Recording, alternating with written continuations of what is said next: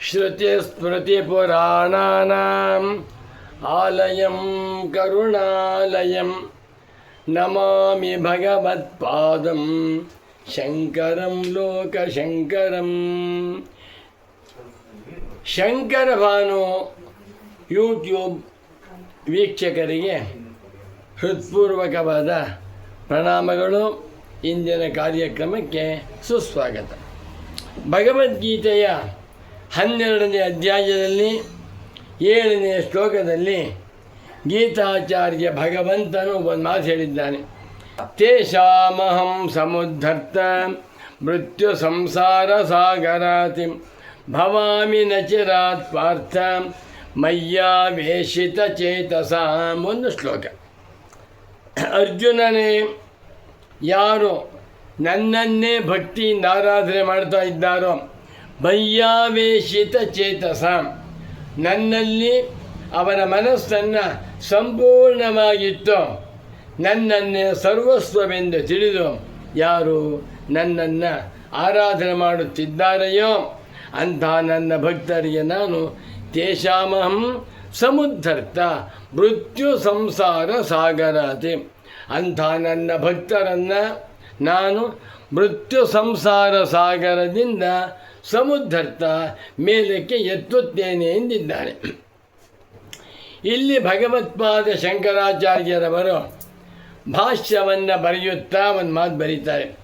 ಮೃತ್ಯುಯುಕ್ತ ಸಂಸಾರ ಮೃತ್ಯು ಸಂಸಾರ ಸಯೇವ ಸಾಗರ ಇವ ಸಾಗರ ದುಸ್ತರತ್ವಾತ್. ಎಲ್ಲ ಮಾನವರ ಸಂಸಾರವೂ ಕೂಡ ಮೃತ್ಯುವಿನಿಂದ ಕೂಡಿಕೊಂಡಿದೆ. ಈ ಭೂಮಿಯ ಮೇಲಿರುವ 1,000 ಕೋಟಿ ಮಾನವರ ಸಂಸಾರವೂ ಕೂಡ ದುಃಖದಿಂದ ಕೂಡಿಕೊಂಡಿದೆ. ಮೃತ್ಯು ಎಂದರೆ ದುಃಖ, ಭಯ, ತಾಪತ್ರಯ, ಅನರ್ಥ, ಚಿಂತೆ. ಮೃತ್ಯುಯುಕ್ತ ಸಂಸಾರ, ಮೃತ್ಯುವಿನಿಂದ ಕೂಡಿಕೊಂಡಿರುವ ಸಂಸಾರಕ್ಕೆ ಹೆಸರಾಯಿತು ಮೃತ್ಯು ಸಂಸಾರ. ಶ್ರೀಮಂತನಾಗಿರಬಹುದು, ಅವನ ಸಂಸಾರವೂ ಮೃತ್ಯುಯುಕ್ತ. ಇನ್ನೊಬ್ಬ ಸನ್ಯಾಸಿಯಾಗಿರಬಹುದು, ಅವನ ವ್ಯವಹಾರವೂ ಮೃತ್ಯುಯುಕ್ತ. ಎಲ್ಲ ಮಾನವರ ಸಂಸಾರಗಳಿಗೂ ಹೆಸರು ಮೃತ್ಯುಯುಕ್ತ ಸಂಸಾರ ಸಯೇವ ಸಾಗರ ಇವ. ಈ ಮೃತ್ಯು ಸಂಸಾರ ಸಾಗರದಂತೆ ಇದೆ. ಈ ಸಂಸಾರಕ್ಕೆ ಪ್ರಾರಂಭವೂ ಇಲ್ಲ, ಮಧ್ಯವೂ ಇಲ್ಲ, ಕೊನೆಯೂ ಇಲ್ಲ. ಹೇಗೆ ಸಾಗರಕ್ಕೆ ಆದಿ ಮಧ್ಯಾಂತಗಳು ಕಾಣುವುದಿಲ್ಲವೋ ಅದೇ ರೀತಿಯಲ್ಲಿ ಈ ಸಂಸಾರವನ್ನು ಗೀತಾಚಾರ್ಯ ಭಗವಂತನು ಸಾಗರ ಅಂದಿದ್ದಾನೆ. ಮದುವೆಯಾಗಿ 60 ವರ್ಷವಾಯಿತು, 70 ವರ್ಷವಾಯಿತು, ಆದರೂ ಕೂಡ ಈ ಸಂಸಾರದ ಆಳವೇ ಅರ್ಥವಾಗಿರ್ಬೋದಿದೆ. ಇಂಥ ಹೊಲಸು ಸಂಸಾರ, ದುಃಖ ಸಂಸಾರ, ಇಂಥ ಸಂಸಾರದಲ್ಲಿ ಎಲ್ಲ ಅಜ್ಞಾನಿಗಳು ಬಿದ್ದಿದ್ದಾರೆ. ಯಾಕೆ ಸಂಸಾರವನ್ನು ಸಾಗರ ಅಂತ ಕರೆದಿದ್ದಾರೆ ಅಂದರೆ ದುಸ್ತರತ್ವಾತ್, ದಾಟಕ್ಕಾಗ್ತಾನೆ ಇಲ್ಲ. ಬಿಸ್ನೆಸ್ ಮಾಡ್ತಾ ಇದ್ದಾನೆ, ತರಕಾರಿ ವ್ಯಾಪಾರ ಮಾಡ್ತಾ ಇದ್ದ, ತಾಪತ್ರಯವಾಯಿತು, ಅದನ್ನು ಬಿಟ್ಟ. ಹಣ್ಣು ವ್ಯಾಪಾರ ಶುರು ಮಾಡಿಕೊಂಡ, ಅದರಲ್ಲೂ ತೊಂದರೆ. ಚಿನ್ನ ಬೆಳ್ಳಿ ವ್ಯಾಪಾರ, ಅದರಲ್ಲೂ ತೊಂದರೆ. ಎಲ್ಲ ವ್ಯಾಪಾರವನ್ನು ಬಿಟ್ಟು ರಿಯಲ್ ಎಸ್ಟೇಟ್ ಮಾಡೋಕ್ಕೆ ಹೋದ, ಅಲ್ಲೂ ತೊಂದರೆ. ಮಂತ್ರಿಯಾದ, ಅಲ್ಲೂ ತೊಂದರೆ. ಪ್ರಪಂಚದಲ್ಲಿ ಎಲ್ಲ ವ್ಯವಹಾರಗಳು ಕೂಡ ಮೃತ್ಯುವಿನಿಂದ ಕೂಡಿಕೊಂಡಿವೆ. ಇದರಿಂದ ಮೇಲಕ್ಕೆ ನಾನು ದಾಟಿಸುತ್ತೇನೆ. ತಸ್ಮಾತ್ ಮೃತ್ಯು ಸಂಸಾರ ಸಾಗರಾತ್ ಅಹಂ ತೇಷಾಂ ಸಮುದ್ಧರ್ತ, ನಾನು ಈ ಮೃತ್ಯುವಿನಿಂದ ಕೂಡಿರುವ ಸಂಸಾರ ಸಾಗರದಲ್ಲಿ ಬಿದ್ದಿರುವಂಥ ನನ್ನ ಭಕ್ತರನ್ನು ಮೇಲೆ ಕೆತ್ತುತ್ತೇನೆ ಎಂದ. ಸಂಸಾರ ಹೇಗಿದೆ ಅಂದರೆ ಜನ್ಮ ದುಃಖಂ, ಜರಾ ದುಃಖಂ, ಜಾಯಾ ದುಃಖಂ ಪುನಃ ಪುನಃ, ಸಂಸಾರ ಸಾಗರಂ ದುಃಖಂ. ತಸ್ಮಾತ್ ಜಾಗ್ರತ.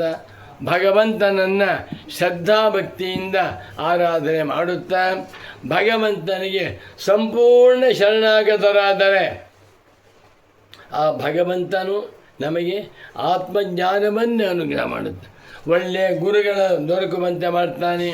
ಆ ಸದ್ಗುರುಗಳಿಗೆ ಶರಣರಾದರೆ ಆ ಸದ್ಗುರುಗಳು ಶ್ರದ್ಧಾವಾನ್ ಲಭತೆ ಜ್ಞಾನಂ ತತ್ಪರ ಸಂಯತೇಂದ್ರಿಯ ಎನ್ನುವಂತೆ ತದ್ವಿಧಿ ಪ್ರಣಿಪಾತೇನ ಪರಿಪ್ರಶ್ನೇನ ಸೇವೆಯ ಉಪದೇಕ್ಷಂತ್ಯತೆ ಜ್ಞಾನಂ ಜ್ಞಾನಿನಃ ತತ್ವದರ್ಶನ ಎನ್ನುವಂತೆ ಸದ್ಗುರುಗಳ ಅನುಗ್ರಹದಿಂದ ಬ್ರಹ್ಮಜ್ಞಾನವನ್ನು ಪಡ್ಕೋತೇವೆ.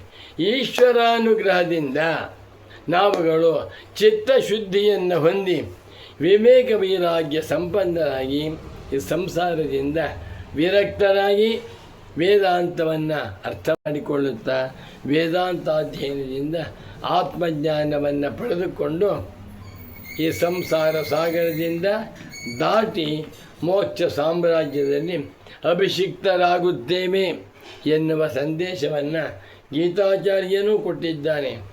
ಭಗವತ್ಪಾದ ಶಂಕರಾಚಾರ್ಯರು ಇದನ್ನು ವಿಸ್ತಾರವಾಗಿ ತಿಳಿಸಿಕೊಟ್ಟಿದ್ದಾರೆ. ಗೀತಾಚಾರ್ಯ ಕೃಷ್ಣ ಪರಮಾತ್ಮನ ಅನುಗ್ರಹದಿಂದ ಶಂಕರಾಚಾರ್ಯರ ಅನುಗ್ರಹದಿಂದ ನಾವೆಲ್ಲರೂ ಕೂಡ ಭಗವದ್ಭಕ್ತರಾಗಿ ಚಿತ್ತಶುದ್ಧಿಯುಳ್ಳವರಾಗಿ ವೇದಾಂತಾಧ್ಯಯನ ಮಾಡುತ್ತಾ ಈ ಸಂಸಾರ ಸಾಗರದಿಂದ ದಾಟಿ ಮೋಕ್ಷವನ್ನು ಹೊಂದುವಂತೆ ಅನುಗ್ರಹಿಸಲಿ ಎಂದು ತಿಳಿಸುತ್ತಾ ಈ ಕಾರ್ಯಕ್ರಮವನ್ನು ಇಲ್ಲಿಗೆ ಸಂಪನ್ನಗೊಳಿಸುತ್ತಿದ್ದೇನೆ. ನಮೋ ನಮಃ ಶಂಕರ ಪಾದುಕಾಭ್ಯಾಂ.